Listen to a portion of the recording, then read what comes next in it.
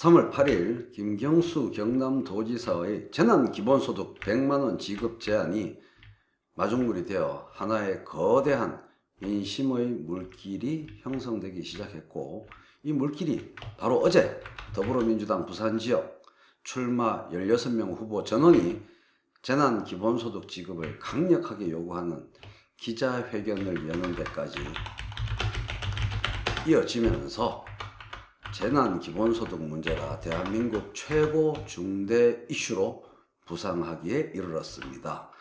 그러나 이렇게 거센 민심의 물결이 형성되는 그 와중에 국가재정정책을 총괄하는 홍남기 기재부 장관은 차가운 머리, 뜨거운 가슴 운운하며 세 가지 이유를 들어 재난기본소득 지급 반대 의사를 분명히 밝혔습니다. 그래서 최인호TV는 오늘 홍남기 기재부 장관이 내건 세 가지 반대 이유가 일말의 경제학적 근거도 갖추지 못한 헛소리임을 밝히도록 하겠습니다.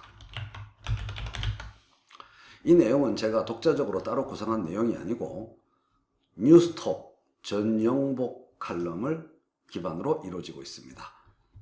전영복 칼럼의 긴 내용을 제 나름의 표현으로 바꾸고 줄이고 윤색하였습니다. 더 풍부하게 내용을 확인하고 싶으신 분들은 뉴스톱 사이트에서 전영복 칼럼을 찾아주시기 바랍니다. 경향신문 3월 12일자 재정당국 재난기본소득 반대할 수밖에 없는 세 가지 이유 기사를 보면 기획재정부의 주장과 논리를 확인할 수 있습니다. 그 세 가지 이유가 무엇인지 보도록 하겠습니다. 기획재정부는 1. 재정 건전성이 악화된다. 그래서 안 된다. 2. 채권 금리가 인상되는 부담이 있다. 국민들 그런 거 잘 모르잖아. 이런 식으로 말했고, 세 번째로는 낮은 경기 부양 효과를 이야기했습니다. 그렇게 하여 재난기본소득에 반대합니다.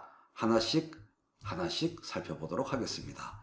첫 번째, 재정 건전성 악화 근거.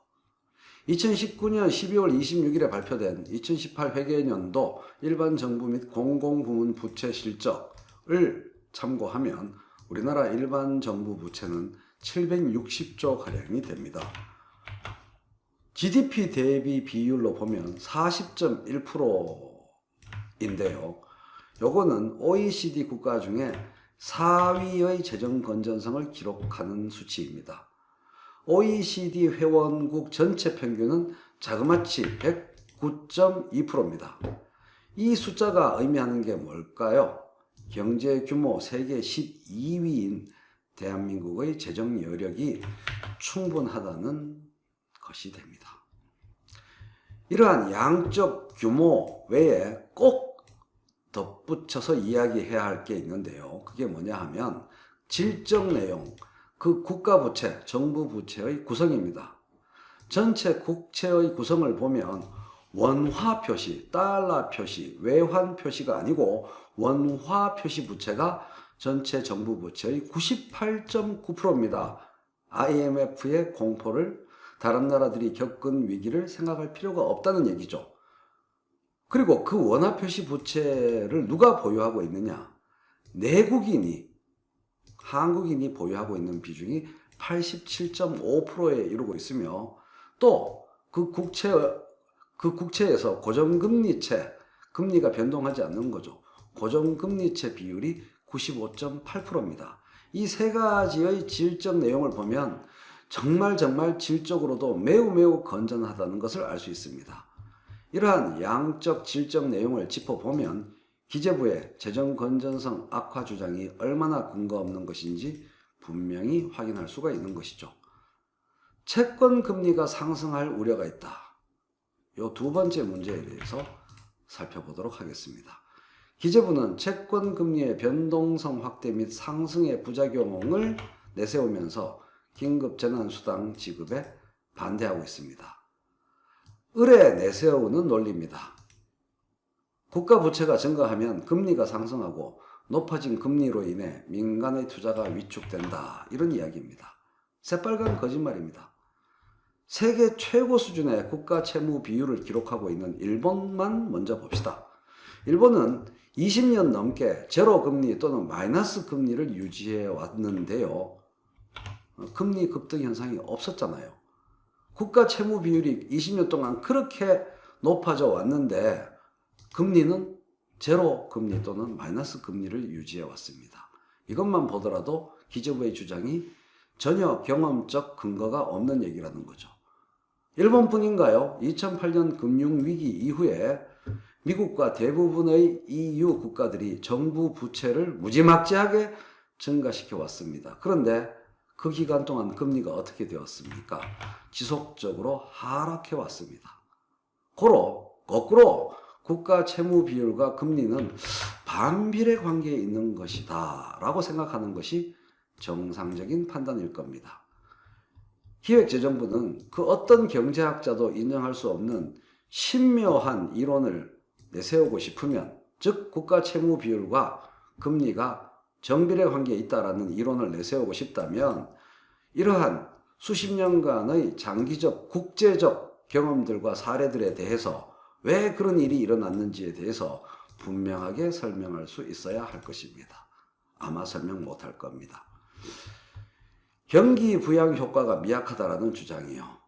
기획재정부는 재정 승수 효과가 작다라는 이론을 들고 나오시는데, 이 기존의 승수 효과 연구에 있어서 정부 재정 지출 액수만 승수 효과 계산하는 계산식에 산입될 뿐, 재정 지출이 지금 이야기되고 있는 것처럼 재난기본소득의 일시적 현금성 통화 제공으로 이루어지는 그런 경우를 승수효과 계산해서 적용해가지고 연구한 건 없었습니다. 당연하죠.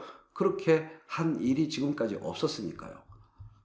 한계 소비 성향이라는 경제학적 기초 개념만 생각해 보더라도, 전문 용어라서 어렵게 느끼실 분이 있을 텐데요. 더 쉽게 말하면 서민들에게 현금성 통화가 일시적으로 지급되면 그 돈이 서민들의 통장을 잠깐 스치고 시장으로 풀려나갈 거다, 이런 얘기입니다. 통장에 잠깐 통장 잔액이 빵원인 상태에서 500만 원이 예를 들어서 지급되면 순식간에 그 다음날 다시 빵원이 되는, 통장이 다시 빵원이 되는 그런 서민들은 한계 소비 성향이 높은 거죠. 100만 원이 들어와도 그 통장에서 전혀 나가지 않는, 아무리 수입이 많아져도 기존 자산이 뭐 수십억이라서 500만 원이 생기든 1000만 원이 생기든 따로 소비를 안 하게 되고, 그러한 부자들은 한계 소비 성향이 낮은 거죠. 그 돈이 서민들의 통장을 잠깐 스치고 소비시장으로 풀려나갈 것이다. 이것만 생각해 봐도 긴급재난수당 지급의 경제적 효과, 경기부양 효과를 긍정적으로 생각할 여지가 충분하지요.